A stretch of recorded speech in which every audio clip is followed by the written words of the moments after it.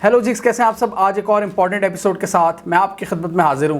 आज की इस वीडियो में हम बात करेंगे अफगानिस्तान की बदलती हुई सूरत हाल के बारे में, जो काफ़ी हद तक तशवीशनाक हो चुकी है। जैसा कि हम सबको पता है कि अफगानिस्तान के हवाले से जो सिचुएशन है वो बहुत तेज़ी से तब्दील हो रही है। एक एक दिन में कई नई चीज़ें सामने आ रही हैं, नई डेवलपमेंट सामने आ रही हैं। तो इस वीडियो में हम उन काफ़ी ज़्यादा डेवलपमेंट्स को कवर करेंगे। इसमें एक तो है अमेरिकन फोर्सेस का इनखला, जिसमें उन्होंने बगराम एयरबेस को खाली किया है। इसके अलावा हम डिटेल में देखेंगे कि अफगानिस्तान के डिफरेंट रीजन्स में इस वक्त क्या हो रहा है। तालिबान, ये जो हम मीडिया पर सुन रहे हैं कि तेज़ी से उन्होंने फतूहात का एक सिलसिला शुरू किया हुआ है, हम देखेंगे मैप्स के ज़रिए, हम देखेंगे कि कहाँ पर उनका अब स्ट्रॉन्ग उनकी प्रेजेंस है।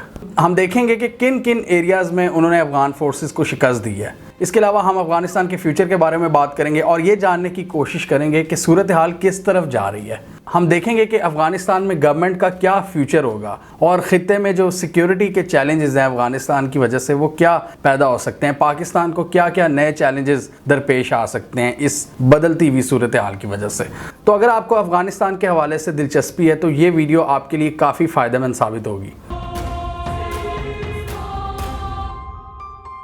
तो सबसे पहले बात करेंगे अमेरिकन फोर्सेस के इनखला के बारे में, जो अभी जारी है। अभी रिसेंटली 3-4 दिन पहले उन्होंने अपनी जो सबसे बड़ी मिलिट्री बेस थी अफगानिस्तान में, बगराम एयर बेस, उसको खाली किया है। वो यूनाइटेड स्टेट्स की जो आर्मी है उसका सबसे बड़ा गढ़ था अफगानिस्तान में। काबुल से चंद किलोमीटर की दूरी पर है, ये तकरीबन 60 किलोमीटर की दूरी पर। और वहाँ पर इनका जितना भी जो लॉजिस्टिक्स, जितनी भी इनका इक्विपमेंट, जितना मिलिट्री हार्डवेयर जो सप्लाई किया जाता था पूरे अफगानिस्तान को, वहाँ पर था। वहाँ पर इन्होंने रहने के लिए बहुत ज़्यादा जगह बनाई हुई थी और उसको उन्होंने खाली किया। और पूरी दुनिया के मीडिया पर यह चला कि किस तरह अफगानिस्तान से अमेरिका बहादुर भागा है without achieving any single objective. कुछ पर्सनल इंडिविजुअल्स के तो काफ़ी ज़्यादा ऑब्जेक्टिव्स कंप्लीट हुए होंगे, लेकिन ओवरऑल जो अमेरिका का नैरेटिव था या अमेरिका का जो टैक्स पेयर है उसको क्या फ़ायदा हुआ है। और जिस अंदाज में उन्होंने बगराम एयरबेस को खाली किया वो काफ़ी ज़्यादा अफसोसनाक था। उसके बाद खबरें आई हैं वेस्टर्न मीडिया पर, खुद उनके ही मीडिया ने ये कवर किया है कि इन्होंने अपने जो एलाइज हैं, अफ़गान पार्टनर्स, अफ़गान जो फ़ौजी थे, उन्होंने उनको बताया भी नहीं कि हम ये छोड़कर जा रहे हैं। इवन जो बाहर गार्ड खड़े थे उन्हें भी नहीं पता चला। रात के अंधेरे में ये गए हैं, इन्होंने पूरी लाइट्स वगैरह बंद कर दी, पूरे जितने भी वहाँ पर सिस्टम्स थे उनको शट डाउन कर दिया और बग़ैर किसी को बताया ये रातों रात वहाँ से उड़े हैं। अफ़गान नेशनल आर्मी को इसका अगले दिन पता चला है सुबह, और उन्होंने ये बताया, उन्होंने भी काफ़ी ज़्यादा मायूसी का इजहार किया। उन्होंने कहा यार हम इनके पार्टनर्स थे, इन्होंने हमें भी नहीं बताया। और उन्होंने साथ ये भी मेंशन किया, मीडिया को बताया, मीडिया का थोड़ा विज़िट करवाया उन्होंने। तो वहाँ पर पता चला कि रात को डाकू वहाँ पर एंटर हो गए थे, लोकल जो चोर वगैरह थे, और उन्होंने वहाँ पर भरपूर चोरी की। जो उनके हाथ लगा, जो उनकी नज़र में काम की चीज़ थी, वो उन्होंने उठा ली वहाँ से। इस पर एक इंडियन एनालिस्ट ने बड़ा दिलचस्प तबसरा किया था। उन्होंने अमेरिकन्स को काफ़ी ज़्यादा क्रिटिसाइज़ किया कि यार ये आप लोग ये करते हैं अपने पार्टनर्स के साथ, और उन्होंने इंडियन पॉलिसी मेकर्स को ख़बरदार किया कि ये है अमेरिका की दोस्ती, ये करता है वो अपने दोस्तों के साथ। और ये हमने पहले ही कई वीडियोस में डिस्कस किया हुआ है कि अमेरिका किसी भी रीजन में आता है और वहाँ पर तबाही फेर के अपने हाथ झाड़ के ऐसे निकलते जैसे कुछ हुआ ही नहीं, और जो सारे सम्राट हैं वो फिर हमें फेस करने पड़ते हैं। जो इनकी कार्रवाइयाँ होती हैं पिछले कई दिहाइयों की, वो फिर वहाँ के लोकल लोगों को फेस करनी पड़ती हैं। तो ये अमेरिका बहादुर का एक वतीरा है कि हर जनरेशन में, हर थोड़े साल बाद एक मिस एडवेंचर करता है। वियतनाम में हमने देखा, इराक में, अफ़गानिस्तान में, और उसका नुकसान फिर जो रीजनल कंट्रीज़ को होता है कितना ज़्यादा, उसका तो फिर आप वॉल्यूम की बात ही ना करें कि कितना ज़्यादा नुकसान होता है।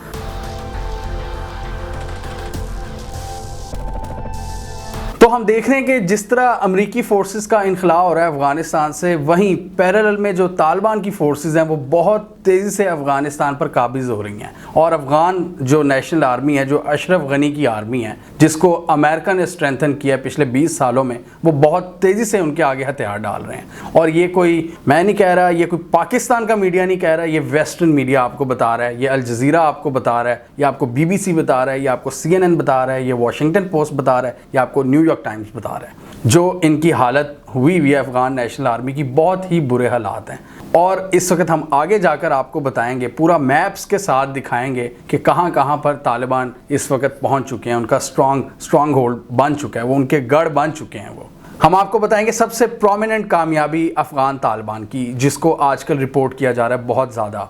अफगानिस्तान का एक नॉर्दर्न प्रोविंस है जो ताजिकिस्तान के साथ लगता है। इस नॉर्थ में कभी भी तालिबान ने कोई अहम कामयाबी हासिल नहीं की थी पिछले कई सालों में, पिछली 2-3 दहाइयों में, लेकिन ये पहली बार हुआ है कि ये जो नॉर्दर्न प्रोविंस है इसमें तालिबान अब पहुंच गए हैं और उन्होंने कब्जा हासिल कर लिया है। बदख्शान प्रोविंस है जो अफगानिस्तान का नॉर्दर्न प्रोविंस है, जिसकी बाउंड्री ताजिकिस्तान से लगती है नॉर्थ में, और इसके अगर ईस्ट की बात करें तो पाकिस्तान है, पाकिस्तान का चित्राल और गिलगित बल्तिस्तान का एरिया वो इससे लगते हैं। इसके साथ ही आपने वो सुना होगा वखान कॉरिडोर, जो बड़ी ही एक 20 माइल्स की एक स्ट्रिप है, यानी कि बहुत ही नैरो एक स्ट्रिप है वखान कॉरिडोर, जो 3 इंपॉर्टेंट रीजन्स को मिलाती है, चाइना, बर्रे सगीर और रशिया। तो वो वखान कॉरिडोर वो इसी सूबे का हिस्सा है, ये जो बदख्शान प्रोविंस है इनका। तो यहाँ पर पहली बार तालिबान ने कामयाबी हासिल की है। हिस्टोरिकली अफगानिस्तान में एक नॉर्दर्न अलायंस था, उनके पास ये रहा है ये एरिया,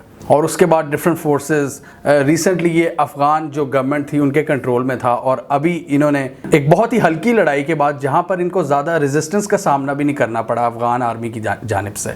और ये खबरें हैं कि अफगानिस्तान की आर्मी के जो हज़ारों फौजी थे वो भाग गए वहाँ पर, ताजिकिस्तान की सरहद में दाखिल हो गए वो, और इसी वजह से ताजिकिस्तान ने अब बॉर्डर पर अपनी फ़ौज, तकरीबन 20,000 फौजी उन्होंने बॉर्डर पर ला के खड़े कर दिए हैं ताकि ये जो बदलती हुई सिचुएशन है उसे हैंडल किया जाए। तो बदख्शान प्रोविंस स्ट्रेटेजिकली बहुत ज़्यादा इंपॉर्टेंट है, यहाँ से आप जो रीजनल पावर्स हैं उनको कनेक्ट करते हैं। तो जैसा मैंने पहले बताया कि हिस्टोरिकली कभी भी तालिबान यहाँ पर मजबूत नहीं थे। नॉर्दर्न अलायंस, जिसको रशिया, टर्की और इंडिया की सपोर्ट हासिल थी, उन्होंने यहाँ पर ज़्यादा हुकूमत की है। नॉर्दर्न अलायंस जिसके अहम कमांडर्स हिस्टोरिकली अहमद शाह मसूद, रशीद दोस्तम, ये लोग थे बड़े इनके प्रोमिनेंट फाइटर्स, और 9/11 के बाद नॉर्दर्न अलायंस ने अमेरिकन के साथ मिलकर तालिबान को यहाँ से भगाया था। 9/11 से पहले जब तालिबान की अफगानिस्तान पर गवर्नमेंट थी ना, तब भी ये जो प्रोविंस था यहाँ पर तालिबान का मजबूत गढ़ नहीं था, ये तब भी ये नॉर्दर्न अलायंस के हाथ में था, और आज सोचें ये तालिबान के पास चला गया पहली बार। नॉर्दर्न अलायंस के ज़्यादातर फाइटर्स का ताल्लुक ताजिक एथनिसिटी से था, क्योंकि ताजिकिस्तान के वो ज़्यादा करीब थे, जबकि जो तालिबान है वो ज़्यादातर पख्तून है। ये तो बात की हमने नॉर्दर्न अफगानिस्तान की, जहाँ पर तालिबान ने बहुत अहम कामयाबियाँ हासिल की हैं। अब जाते हैं साउथ में। कंधार के करीब एक शहर है, बहुत ही इंपॉर्टेंट शहर है कंधार, जो कि तालिबान का हिस्टोरिकली बड़ा एक स्ट्रॉन्ग होल्ड था, बड़ा इंपॉर्टेंट स्ट्रॉन्ग होल्ड था। जो पाकिस्तान का जो बलूचिस्तान का इलाका है ना, कोयटा, वो उसके ज़्यादा पैरेलल है, मतलब वो टेरेन है, वो वाला इलाका है कंधार का। तो कंधार में कभी तालिबान बड़े मजबूत थे, इवन वहाँ से इनकी शुरुआत हुई थी, फाउंडेशन जो मजबूत हुई थी तालिबान की वो कंधार में हुई थी, लेकिन बाद में अफगान गवर्नमेंट का कंट्रोल आ गया था वहाँ पर। अभी रिसेंटली जो डेवलपमेंट हुई है, कंधार से तकरीबन 20 किलोमीटर की दूरी पर एक शहर है, एक डिस्ट्रिक्ट है, वहाँ पर तालिबान ने कब्जा किया है। नॉर्थ में तो इनको ज़्यादातर फाइट का सामना नहीं करना पड़ा, लेकिन यहाँ पर काफ़ी शदीद लड़ाई हुई है अफगान फोर्सेस के साथ, और तालिबान ने यहाँ पर फतह हासिल की है। ये पंजवाई डिस्ट्रिक्ट है जहाँ पर तालिबान ने फतह हासिल किया है। ये कंधार शहर से सिर्फ आधे घंटे की दूरी पर है। तो अगर हम अफगान गवर्नमेंट के कंट्रोल की बात करें तो बहुत थोड़े अब शहर रह गए हैं जहां पर इनका कंप्लीट कंट्रोल है। ये कंधार में भी तालिबान अब बहुत करीब आ गए हैं। इसके अलावा काबुल है एक बहुत स्ट्रॉन्ग होल्ड अफगान गवर्नमेंट का, जो अशरफ गनी की गवर्नमेंट है। इसके अलावा ये सिर्फ ये जो सेंट्रल अफगानिस्तान है और ये कुछ इलाके हैं, ये आप देख सकते हैं मैप में, सिर्फ ये हैं अफगान गवर्नमेंट के अंडर। बाकी 70% से ज़्यादा इलाका आप कह सकते हैं कि तालिबान के पास चला गया है, क्योंकि अफगानिस्तान के हैं तकरीबन 421 डिस्ट्रिक्ट्स, 200 के करीब अफगान तालिबान हैं उन्होंने उस पर कब्जा कर लिया है। 100 से ज़्यादा इलाकों में अभी लड़ाई जारी है और सिर्फ 100 से भी कम डिस्ट्रिक्ट्स हैं जहां पर इस वक्त अफगान गवर्नमेंट का कंट्रोल है। तो तालिबान इस वक्त अफगान गवर्नमेंट से ज़्यादा टेरिटरी पर काबिज हैं अफगानिस्तान में।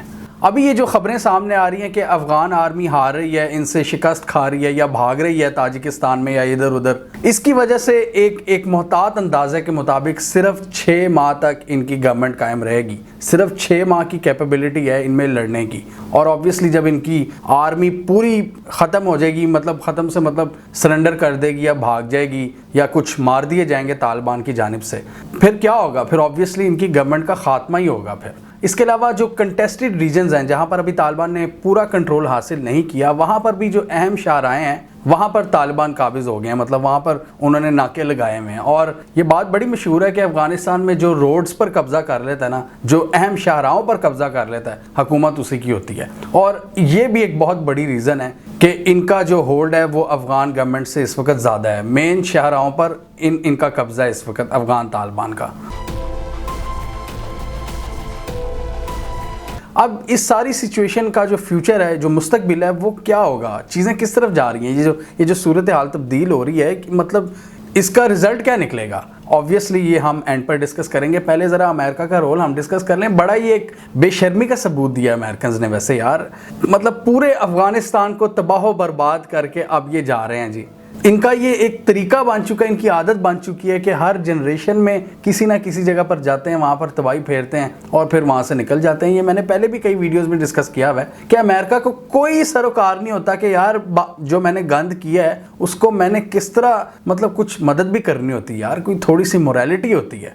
ठीक है, आपका अगर आपका था कि यार हमने दहशतगर्दी का मुकाबला करना है तो आप कर, लेकिन ये 20 साल आपने जो अपनी फोर्सेस जिस तरह वहाँ पर बिठाई रखी और उसके बाद जिस तरह आप जा रहे हैं, मुझे ये बताएं आपने अचीव क्या किया है। कोई एक चीज़ बता दें जो आपने अचीव की। आप बुरी तरह से हार कर निकल रहे हैं। उस वक्त भी 9/11 से पहले भी तालिबान की हुकूमत थी, आज भी तालिबान की हुकूमत है। तो चेंज क्या हुआ है? चेंज सिर्फ ये हुआ है कि अफ़गानियों की ज़िंदगी हराम कर दी आपने। इस वक्त एक ऐसी डिवाइड क्रिएट कर दी आपने जो, मतलब मैं सोच भी नहीं सकता यार कि इस वक्त क्या सिचुएशन होगी वहाँ पर। जो लड़ाई की एक कैफियत है, अफ़गानियों को आपस में आपने लड़ा के रख दिया। ये वही गोरे की स्कीम है कि डिवाइड एंड रूल। डिवाइड कर दिया आपने बुरी तरह से उस सोसाइटी को। आपने 20 सालों में एक जाली सेटअप को सपोर्ट किया, उसको करते रहे। बहुत ज़्यादा लोग ऑब्वियसली उन्होंने उस वर्जन को बाय किया, वो उसके सपोर्टर हो गए। इसमें लोगों की तो कोई गलती नहीं है। लोग तो बेचारे मौका देखते हैं कि यार हमें तो अगर कोई एक एंटिटी ऑफर कर रही है हम उसके पास जाएंगे, लेकिन अब वो भी सेटअप कमज़ोर हो जाएगा। अब जिस तरह हम देख रहे हैं कि जिस तरह एक लड़ाई हो रही है, तो ये क्या फ्यूचर बनेगा इसका। और बाइडन साहब की बेशर्मी देखें, उनसे सवाल पूछा गया अफ़गानिस्तान के हवाले से, उन्होंने कहा कि यार मैं अच्छी चीज़ों को डिस्कस करना चाहता हूँ, मुझसे भी ऐसे सवाल ना करो। अफ़गानिस्तान पर सवाल को उन्होंने डिच करा दिया। मतलब यार आप ऐसे करते हैं। तबाही जब आप मचा रहे थे, आपने उस वक़्त तो नहीं बात की खुशियों की, उस वक्त तो आपको कोई ख्याल नहीं आया। आपको अपनी खुशियों का एहसास है, लेकिन आपको अफ़गानिस्तान के बच्चों की खुशियों का एहसास नहीं है। और उसके साथ जो एडजेसेंट जो पूरे रीजन को नुकसान हुआ, आपने ना सिर्फ अफ़गानिस्तान में ये किया है बल्कि इराक़ में भी बहुत गंद मचाया है। फिर आपने पाकिस्तान में जो उसके असरात पड़े, 75,000 लोग हमारे भी शहीद हुए हैं। तो मतलब आपको अपनी खुशियों का, तो आपको अपने मूड का भी बड़ा एहसास है, लेकिन आपको इन लोगों की ज़िंदगियों का कोई एहसास नहीं है। और अब आप निकल रहे हैं बगराम एयरबेस से इस तरह जैसे कुछ हुआ ही नहीं। आपने अपना जो मुआहदा था वो तो सिक्योर कर लिया तालिबान के साथ कि वो हमें ना मारें, क्योंकि आपके ज़हन में डर था जो वियतनाम वाली जंग थी, जब आपके हेलीकॉप्टर्स लैंड भी नहीं करते थे वहाँ पे छतों से ही वो आते थे और हवा में लटके होते थे और आपके लोग भाग के हेलीकॉप्टर पे जंप लगा के वहाँ पर सवार होते थे कि बस निकलें यहाँ से, क्योंकि चारों तरफ से बमबारी हो रही थी। वो वियतनाम की जो लोग हैं वो जो गोरिल्ला वॉर उन्होंने लड़ी, वो उन्होंने आपका जीना हराम कर दिया था। लेकिन इस बार आपने अपना जो अपने लिए मुआहदा था, अपने लिए जो सेफ पैसेज था, वो आपने ढूंढ लिया। लेकिन आपने ये नहीं देखा कि आपके जाने के बाद क्या तबाही फैलेगी और फैल रही है अफ़गानिस्तान में। जो एक लड़ाई, जो डिवाइड, जो एक ब्लड शेड। आपको याद होगा मैंने पिछली 2-3 वीडियोस में डिस्कस किया था कि अशरफ गनी का जो पूरा सेटअप था ये जाली सेटअप था, ये फॉरेन एड पर खड़ा हुआ था। और जैसे ही ये फॉरेन सपोर्ट आप निकालेंगे, मतलब अमेरिकन फोर्सेस का इनकलाब जैसे ही शुरू हुआ है, इनकी जो कमज़ोरियाँ, इनकी जो वल्नरेबिलिटीज़ हैं वो सामने आ गई हैं और किस तरह इनकी जो फोर्सेस हैं उनमें तेज़ी से कमी आ रही है, वो सरेंडर कर रहे हैं। हाँ, अब ज़रा फ्यूचर की पॉसिबिलिटीज़ पर डिस्कस करते हैं। ये बहुत इंपॉर्टेंट है इसको डिस्कस करना। अभी जो रिसेंट एक डेवलपमेंट आई है कि तालिबान ने कहा है कि जी हम एक नए प्रपोज़ल पर काम कर रहे हैं जो पीस डील के हवाले से, जो हम अफ़गान गवर्नमेंट के सामने रखेंगे। अब ये बड़ा इंपॉर्टेंट है क्योंकि वो एक स्ट्रॉन्ग पोजीशनिंग के साथ आएंगे और उसमें एक पावर शेयरिंग फार्मूला वो देंगे कि यार ये है, अगर इसको एक्सेप्ट करना है तो कर लो, नहीं तो हम तो लड़ ही रहे हैं, हमारा तो काम ही यही है। तो ये अब उन्होंने प्रपोज करना है, लेकिन उन्होंने हिंट दे दिया कि हम 1 माह तक इनके सामने रख देंगे। तालिबान ने कहा है कि बैटल फील्ड में हमारा अपर हैंड है और हम बातचीत के हवाले से भी बड़े सीरियस हैं। अब सवाल यही पैदा होता है कि यार ये जिस तेज़ी से आगे बढ़ रहे हैं, जिस तेज़ी से फतूहात ये कर रहे हैं, अब ये होगा क्या, इसका एंड रिज़ल्ट क्या होगा। एक तो पॉसिबिलिटी है, अब हम पॉसिबिलिटीज़ पर डिस्कस करेंगे। एक तो पॉसिबिलिटी वो 94-95 वाली है, जब ये मुजाहिदीन ने जो गवर्नमेंट बनी थी सोवियत वॉर के बाद, जो पाकिस्तान ने भी बड़ी पीस डील्स करवाने की कोशिश की थी, तो उसमें ये गुलबदीन हिकमत यार और ये मुजाहिदीन वगैरह ने काबुल पर ऐसा कोई अटैक किया। उन्होंने कहा नहीं, हम नहीं मानते इस हुकूमत को। उस अटैक के नतीजे में फिर तालिबान की उस लड़ाई के नतीजे में तालिबान की हुकूमत बनी थी, जो 9/11 पे फिर ख़त्म हुई थी। वो कोई 5-6 साल रही थी। तो एक तो उस तरीके का हम देख सकते हैं आउटकम कि तालिबान मतलब बाय फोर्स जाएं, काबुल पर कब्ज़ा करें और एक हुकूमत बना लें। जो पाकिस्तान ने भी कहा कि ऑब्वियसली वो हमारे लिए एक आइडियल सिचुएशन नहीं होगी, मतलब एक ब्लड शेड, आप एक बाय फोर्स, उसमें बहुत ज़्यादा खून बहेगा। एक तो ये पॉसिबिलिटी। दूसरा, उसमें एक ये भी बात है कि इंटरनेशनल रिकग्निशन उनको ज़्यादातर दुनिया सपोर्ट नहीं करेगी, उनको तस्लीम नहीं करेगी।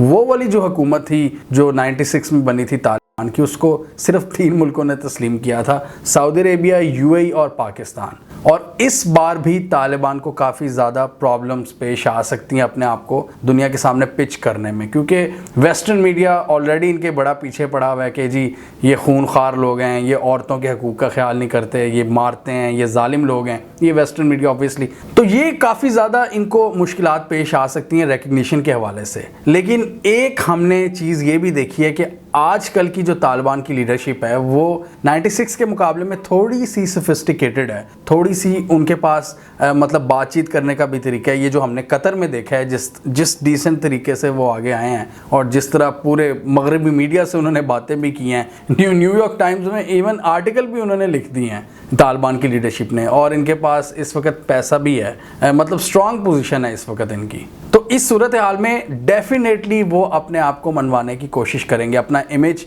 दुनिया के सामने बेहतर अंदाज में दिखाने की कोशिश करेंगे कि देखो जी हमें ख्याल है, हमें औरतों का भी ख्याल है, लेकिन हम इस्लाम का जो नफाज है वो उस मुतालबे से, मतलब उस ऑब्जेक्टिव से हम पीछे नहीं हटेंगे जो वो कहते हैं कि हम अफ़गानिस्तान में इस्लाम का निज़ाम नाफिज करना चाहते हैं। तो बताने का मकसद ये है कि 96 के मुकाबले में इन्होंने भी काफ़ी कुछ सीखा है और ये कोशिश करेंगे कि इनके दुनिया के साथ बेहतर ताल्लुकात बने।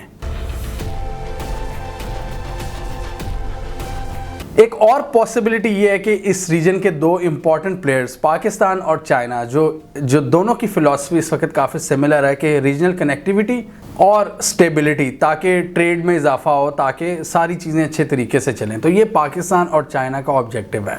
तो इसके तहत भी हम देख सकते हैं कि पाकिस्तान और चाइना मिलकर अफ़गानिस्तान की स्टेबिलिटी में एक अहम किरदार अदा कर सकते हैं। चाइना ऑब्वियसली फ्यूचर में अपना किरदार देख रहा है अफगानिस्तान के अंदर एक कंस्ट्रक्टिव प्लेयर के तौर पर। ऑब्वियसली उसने BRI को भी आगे लेकर चलना है और चाइनीज़ ये समझते हैं कि अफगानिस्तान उसमें एक बहुत इंपॉर्टेंट रीजन साबित हो सकता है BRI के लिए, क्योंकि पाकिस्तान में भी उनकी इन्वेस्टमेंट्स हैं और ईरान में भी हैं और इन दोनों मुल्कों का बॉर्डर लगता है अफगानिस्तान में। और अफगानिस्तान में अनरेस्ट का क्या मतलब है कि चाइनीज़ इन्वेस्टमेंट्स सिक्योर नहीं फिर रहेंगी। तो चाइना अब कोशिश करेगा कि वहाँ पर स्टेबिलिटी लाए पाकिस्तान के लिंक्स को यूज़ करते हुए, क्योंकि पाकिस्तान का ऑब्वियसली काफ़ी ज़्यादा वहाँ पर दोस्तियाँ हैं। तो ये तो एक क्लियर चीज़ है और इस पर काम भी शुरू हुआ है कि चाइना और पाकिस्तान इस वक्त पूरी कोशिश कर रहे हैं कि यहाँ पर एक पॉजिटिव रोल अदा करें और उसका कोई आउटकम भी निकले। इस वक्त चाइनीज़ डेलीगेशन भी आपको नज़र आएंगे तालिबान से वो इंगेजमेंट कर रहे हैं और हल निकालने की कोशिश कर रहे हैं। चाइना अपना किरदार ऑब्वियसली एक सॉफ्ट पावर के तौर पर यूज़ करना चाहता है इन्वेस्टमेंट्स, कनेक्टिविटी और ट्रेड के थ्रू, क्योंकि उसने ये देख लिया है कि अफ़गानिस्तान में पिछले 40 सालों में 2 सुपर पावर्स फेल हुई हैं, सोवियत यूनियन और अमेरिका बहादुर। और अगर पुरानी हिस्ट्री की बात करें तो और भी बहुत ज़्यादा पावर्स वहाँ पर, ब्रिटिश किंगडम तो पिछले सिर्फ एक सदी में 3 सुपर पावर्स फेल हुई हैं अफगानिस्तान में, the graveyard of the empires. लेकिन नुकसान ये होता है कि वो सुपर पावर तो टूट जाती है, साथ अफगानिस्तान को भी वो मतलब तबाह करके छोड़ते हैं। हम तो डूबे हैं सनम, तुमको भी ले डूबेंगे। तो चाइना ने ये चीज़ बड़े गौर से ऑब्जर्व की है। चाइनीज़ बड़े तेज़ हैं कि जो मिलिट्री सोल्यूशन है वो इसका हल नहीं है, मैं सॉफ्ट पावर के थ्रू अपना कंस्ट्रक्टिव जो रोल है वो प्ले करूँ अफगानिस्तान में। पाकिस्तान का जो इतना पुराना ख्वाब है कि सेंट्रल एशिया को कनेक्ट करे अफगानिस्तान के थ्रू, और भी मतलब चाइना भी यही चाहता है कि उसको शॉर्टेस्ट रूट्स मिले अफगानिस्तान के थ्रू, तो ये तभी मुमकिन होगा जब वहाँ पर अमन आएगा। इसलिए आप देख रहे हैं कि अमेरिका बहादुर को थोड़ी बहुत खारिश हो रही है। वो चाहते हैं कि यार यहाँ पर बेसिस कायम हो हमारी, हम थोड़ी नज़र रख सकें इनकी नकलो हरकत पर। उनको अब ऑब्वियसली ये डर है, ये 20 साल क्यों लगे हैं, मतलब 20 साल बैठना क्या इतनी ज़रूरत थी। वो यही डर था उनको कि यार जैसे ही हम निकलेंगे तो दूसरी जो पावर्स हैं उनका इन्फ्लुएंस ज़्यादा हो जाएगा। तो ये हमने इस वीडियो में भी डिस्कस किया था कि जो कमज़ोर ममालिक होते हैं अफगानिस्तान जैसे, उनको सुपर पावर्स अपना बैटलफील्ड समझती हैं, वहाँ पर अपनी प्रॉक्सीज के थ्रू वो लड़ती हैं। हिस्टोरिकली अगर बात करें तो रशिया, अमेरिका और ये ब्रिटिश किंगडम वगैरह। इसके अलावा हम सबको पता है कि चाइना की रशिया और ईरान से भी बड़ी आइडियल दोस्ती है, और रशिया और ईरान के भी अपने अपने रीजन के हवाले से उनके भी कुछ लिंक्स मौजूद हैं जो बैठे हैं अफगानिस्तान में। रशिया की नॉर्दर्न साइड पर उनके लिंक्स हैं और ईरान के जो साउथ वेस्टर्न साइड है अफगानिस्तान की, वहाँ पर लिंक्स मौजूद हैं। तो ऑब्वियसली चाइना ये एक्सपेक्ट करेगा कि ये ममालिक भी मदद करें चाइना का, और ये पूरे रीजन का जो एक गोल है कनेक्टिविटी का, उसको अचीव करने में। तो फ्यूचर अब यही है कि यार ये सारे रीजनल कंट्रीज़ मिलकर काम करें, क्योंकि अमेरिका की तरह इन कंट्रीज़ के हवाले से कम ये डर नहीं है कि इस रीजन में ये तबाही फेरेंगे। पहले तो ये हिम्मत करेंगे कि तबाही फेरेंगे, उसके बाद जाने की ऑडेसिटी, मतलब इतनी हिम्मत, यार बड़ा जिगरा चाहिए इसके लिए। क्योंकि अगर अफगानिस्तान में स्टेबिलिटी नहीं आएगी तो हमें ही नुकसान होगा। जो रीजनल कंट्रीज़ हैं, अब अमेरिका यहाँ से 6000 मील दूर बैठा हुआ है, उसको कोई परवाह नहीं है कि अफगानिस्तान में या आसपास के कंट्रीज़ को क्या नुकसान होता है। ताजिकिस्तान इस वक्त अलर्ट हो गया, ईरान अलर्ट हो गया, पाकिस्तान अलर्ट हो गया, लेकिन जी अमेरिका बहादुर हमने देखा वो आराम से ऐसे उठा और वो निकल गया। तो इसलिए रीजनल कोऑपरेशन बहुत ज़्यादा ज़रूरी है। ये बहुत ही इंपॉर्टेंट पॉइंट है कि जो रीजनल कंट्रीज़ हैं वो इतनी आसानी से आपको धोखा नहीं देंगे जो स्टाइल अमेरिका बहादुर का है, क्योंकि उन्हें पता है कि कोई गंद उन्होंने अगर रीजन में मारा तो उसका नुकसान हमें भी होगा। और इसमें कोई शक नहीं है कि अफगानिस्तान की जो बदलती हुई सिचुएशन है उससे पाकिस्तान को काफ़ी ज़्यादा ख़तरात लाहिक हो सकते हैं अगर ये सारी चीज़ें पाकिस्तान की फेवर में ना गई। ये जो इस वक्त एक मिलिटेंसी का राज हो रहा है अफगानिस्तान में, जो बहुत ज़्यादा लड़ाई हो रही है, इस सूरत हाल में जो मिलिटेंट ग्रुप्स हैं, जो पाकिस्तान के दुश्मन मिलिटेंट ग्रुप्स हैं, वो फ़ायदा उठा सकते हैं, नो डाउट। टीटीपी के कुछ सेगमेंट्स को काफ़ी ज़्यादा वेलकम किया जाता है अफगानिस्तान में, इसमें किसी को कोई शक नहीं होना चाहिए। तो वो एलिमेंट्स इससे फ़ायदा उठाकर पाकिस्तान में गंद फैला सकते हैं। एक वीक और एक अनस्टेबल अफगानिस्तान का सबसे बड़ा ख़तरा यही है पाकिस्तान को कि दोबारा से कोई एक दहशतगर्दी की वेव यहाँ पर जन्म ना ले ले। इसलिए पाकिस्तान भी बड़ा मोहतात है। भारत की बात करें तो इमरान खान ने बड़े कॉन्फिडेंस से कहा है कि अफगानिस्तान में सबसे बड़ा लूज़र भारत है। इससे एक ये इंडिकेशन हमें मिलती है कि पाकिस्तान इतना ज़्यादा परेशान नहीं है अफगानिस्तान की सिचुएशन के हवाले से, काफ़ी हद तक चीज़ें अंडर कंट्रोल हैं, जिस कॉन्फिडेंस से इमरान खान ने ये कहा है। और भारत, नो डाउट भारत के जो एसेट्स थे अब उनको काफ़ी ज़्यादा नुकसान तो होगा तालिबान के आने की वजह से, क्योंकि उनकी नहीं बनती थी, उनकी दोस्तियाँ अशरफ गनी के सेटअप के साथ थी। आप इस वीडियो में देखें, उन लोगों को हमने बताया हुआ है जो भारत की ईमा पर पाकिस्तान के ख़िलाफ़ बोलते हैं, और उनका फ्यूचर अब काफ़ी ज़्यादा ब्लीक नज़र आ रहा है। तो ऑब्वियसली भारत का रोल स्ट्रेटेजिकली तो ख़त्म हो चुका है अफगानिस्तान में, लेकिन असल मसला तो पाकिस्तान को ही है ना। पाकिस्तान का बॉर्डर लगता है अफगानिस्तान के साथ, तो हमें वो सिचुएशन देखनी है कि लॉ एंड ऑर्डर की सिचुएशन ख़राब ना हो। अभी हम देख रहे हैं कि बलूचिस्तान में एफसी और दूसरी जो लॉ एनफोर्समेंट एजेंसीज हैं उन पर अटैक्स कुछ ज़्यादा हुए हैं पिछले कुछ दिनों में।